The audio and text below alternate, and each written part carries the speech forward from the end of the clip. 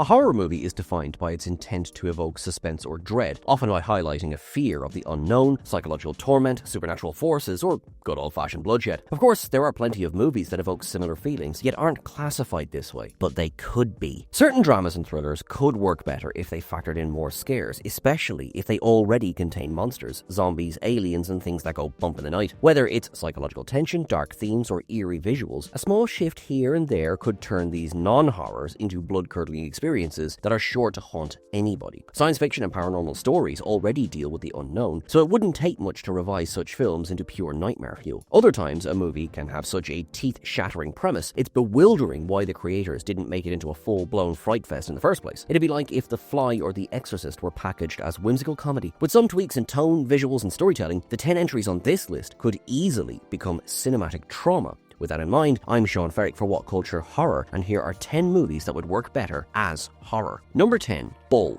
The British crime drama follows a ruthless enforcer called Bull. After being left for dead by his former gang a decade earlier, Bull returns to his old town to exact revenge on them. He picks off each gang member one by one before ultimately killing their leader, Bull's father-in-law, Norm. In the final scene, a priest becomes horrified when Bull enters his church, accusing the gangster of being an abomination in the eyes of God. It's then revealed that Bull has pure black eyes, indicating he harbors demonic power. Through a series of flashbacks, it's explained that Norm's gang shot Bull dead 10 years ago and buried his corpse. With his soul unable to rest, Bull made a deal with the devil, allowing him to return and slaughter his killers. Even though this is a harrowing revelation, throwing in this spooky element in the last 2 minutes of a grounded thriller feels out of place. The film could have avoided this by incorporating more grisly kills or referencing devilry and black magic. If these horror aspects were sprinkled throughout, the last-minute twist wouldn't feel tacked on. Number 9, I Am Legend. Based on Richard Matheson's novel of the same name, Francis Lawrence's I Am Legend revolves around a scientist called Robert Neville, portrayed by Will Smith. After most of humanity turns into vampiric cannibals called Darkseekers, Neville desperately looks for a cure. Despite the fact Matheson's book was very horror-oriented, this adaptation is a blockbuster above all else. However, the film would closer resemble the source material if one single thing was remedied: the Darkseekers. Though these creatures were meant to be brought to life with practical effects, they were replaced at the last minute with atrocious CGI, eroding any potential scares. Though the Darkseekers are cunning and manipulative in the novel, the film turned them into mindless zombies. Also, the Darkseekers are significantly scarier when off-screen. As such, I Am Legend would have been nerve-shredding if these nocturnal beasts were implemented sparingly. Also, the most hard-hitting part of the original story is when it's revealed the Darkseekers are intelligent and compassionate, meaning Neville had spent years killing innocent people. Although this ending was shot, it was switched out with a traditional climax. If the film kept the practical effects and maintained the initial ending, I Am Legend would have been legitimately frightening. Number 8, Freeze Frame. Lee Evans may be renowned for his slapstick antics, but his performance in Freeze Frame proves the rubber-faced funny man has a knack for drama. John Simpson's directorial debut centers around a paranoid man called Sean Vale, who obsessively records every moment of his life to avoid being falsely incriminated. When he's accused of murder, he learns the tape that can exonerate him has disappeared, causing his life to spiral out of control. Freeze Frame leans into themes of surveillance, paranoia, and wrongful accusations, but never takes the plunge into horror. This is a shame, since Lee's unhinged character would fit the genre like a glove. The movie could also dip into psychological horror, hinting that Sean isn't as innocent as he seems. Due to his delusional nature, what he sees on his surveillance footage may be different from what's going on, so viewers will be in the dark whether Sean is guilty or not until the end. Though the mystery thriller is reasonably entertaining, it wastes its potential. With the benefit of hindsight, it's obvious Freeze Frame should have taken its creepy concept down a much darker path. Number 7, Polite Society. In Nida Manzoor's martial arts comedy, a defiant teen called Rhea tries to stop her sister, Lena, from an arranged marriage, believing her groom-to-be, Salim, has ulterior motives. For the first hour, Polite Society comes across as a delightful action comedy. However, things take a dark turn when Rhea discovers a secret fertility lab in Salim's basement. On top of that, Lena starts having nightmares involving artificial insemination. But that's just the tip of the iceberg. Rhea eventually discovers Salim's mother, Shah, has orchestrated the marriage for her own nefarious schemes.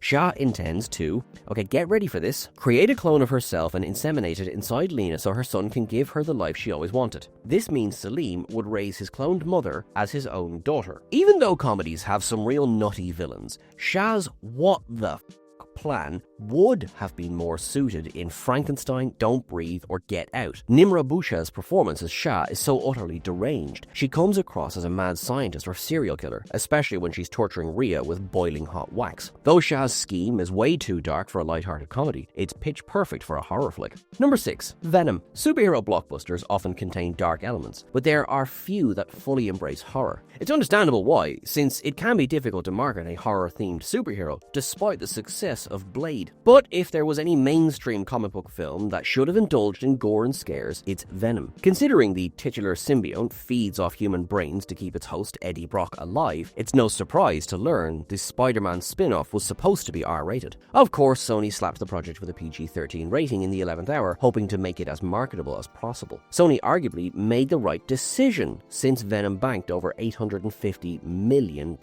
With that said, it was a shame to see the potentially dark story being revised into a wacky buddy comedy. What's more annoying is that Venom would easily fit into numerous subgenres of horror. Eddie Brock is transformed into a monster against his will, body horror, is taunted by a disembodied voice, psychological horror, must face off against a psychotic alien, creature feature, and is compelled to kill, slasher. Now, you could argue the studio didn't delve into horror, since Venom was intended to ultimately square off against Sony's kid-friendly cash cow, Spider-Man. But since Sony's Spider-Man cinematic universe has imploded, it's more frustrating how an R-rated Venom never saw the light of day. Number 5. Return to Oz. Despite The Wizard of Oz's legacy, it didn't receive a sequel for almost 50 years. Though Return to Oz received mixed reviews at the time, it's since developed a cult following. Even though Walter Murch's directorial debut has creative visuals and magnificent practical effects, it's best remembered for being absolutely terrifying. The Wheelers, the Gnome King, and the Princess with the wearable heads traumatized so many people, you could argue Return to Oz should have gone all the way with the horror angle. Now, some people would be against this idea, since it would go against the source material, but the Oz saga is filled with disturbing content, including lobotomies, Tin Man decapitating dozens of wolves, the Scarecrow murdering 100 crows, and Toto eating townsfolk. If any of these scenes were adapted into a film, it would be classified as horror by default. One key character in Return to Oz is the kind-hearted Jack Pumpkinhead. Even though he's a lovable hero in the film, he's freaky in the novel since his head keeps rotting and caving in, requiring him to regularly replace it with a fresh pumpkin. Return to Oz is already on the verge of horror, so not much would have had to be tweaked for it to be considered as such. Number 4. Fall. Fall follows an experienced climber called Becky, who falls into a depression when her husband dies. Hoping to get Becky out of her slump, her best friend, Hunter, convinces her to climb a 2,000-foot radio tower in the desert. After Becky and Hunter reach the top, the ladder collapses, leaving them with no way down. With limited supplies, no cell service, a harsh environment working against them, the pair have to figure out a way to escape. Though Fall is a survival thriller, there are moments where it veers into horror territory without fully committing to it. The film contains gory sequences involving wild animals ripping their prey apart, vultures munching on Becky's infected wounds, and a human body being splattered across the desert. When Hunter succumbs to her wounds, the story touches on the supernatural, with Becky hallucinating her friend into being. Due to Becky's delirium, it's hard to tell what's real and what isn't, making Fall feel like a psychological thriller at times. Considering how unimaginably scary it would be to be stranded in the middle of nowhere over a mile in the air, it's bewildering why the filmmakers didn't lean into the horror more. Number 3. I, Robot. Hello again, Will Smith. I, Robot started off as a collection of short stories by Isaac Asimov that explores how a robot-centric society could be dangerous even if they were programmed not to harm humans. Despite the fact I, Robot isn't deemed true horror, the stories are sure to shake readers to their core, especially when looked at through the lens of modern society. Although Alex Proyas's I, Robot looked at the dangers of AI, it's a popcorn flick at the end of the day, with a ton of distracting product placement. The film itself is entertaining, but calling it an adaptation is a stretch, since its similarities to the source material are surface level at best. There's a permeating sense of isolation, helplessness, and dread in Asimov's book, which the adaptation barely touches upon. Even when there's an unsettling moment, it's often diluted by one-liners and wisecracks. Rather than turning evil, the androids in the book often harm humans due to glitches or computational paradoxes, which is far more petrifying. If you want to watch a horror version of Isaac Asimov's classic stories, check out Ex Machina rather than the I, Robot film adaptation. Number 2. In Time. In Time takes place in a future where people stop aging at 25 but must earn, borrow, or steal time to stay alive. Time has effectively become currency, allowing the wealthy to live indefinitely while the poor struggle to survive day by day. Even though the cyberpunk blockbuster has an ingenious premise, it barely explores the abject terror which most people must endure every waking moment. Rather than focusing on car chases and brightness action, In Time could have made the story more personal and introspective, highlighting how this flawed system turns ordinary folk into thieves and murderers. As the expiry date approaches, the person in question could experience unimaginable pain, driving them to perform criminal activities or lewd acts to stave off death for a few days. Rather than dropping dead, the clock running out could trigger a horrific change in their body, such as rapid aging or an agonizing demise. If In Time took this approach, watching a person's last few moments run out wouldn't just be tense, but genuinely frightening. But instead, the countdown is played as an action thriller mechanic, nothing more. In Time is relatively enjoyable, but it could have been so much better. Number 1. Passengers. Passengers is set on a spaceship carrying 5,000 colonists in hibernation pods. Due to a malfunction, an engineer called Jim awakens 90 years early. Terrified of living out his life in isolation, he wakes up a journalist called Aurora, condemning her to the same fate. Though he hopes to have a romance with Aurora, she berates and shuns him, telling Jim he ruined her life. But since this is Hollywood, the pair eventually fall in love. Why Passengers was written as a sci-fi romantic blockbuster is a mystery, since the idea of being trapped in space with a stranger is beyond terrifying. And when Aurora discovered Jim deliberately woke her to fulfill a lovey-dovey fantasy, the movie should have transitioned into horror immediately. Passengers could have played out like The Shining in space, with an isolated man losing his grip on reality, driving him to violence and insanity. If told from Aurora's viewpoint, Jim would have come across as a nice guy initially. When Aurora uncovers the truth about Jim, her arc could shift from a forced love interest to a survivor. Instead of going down this route, the filmmakers made Passengers into a run-of-the-mill blockbuster with a nonsensical love story.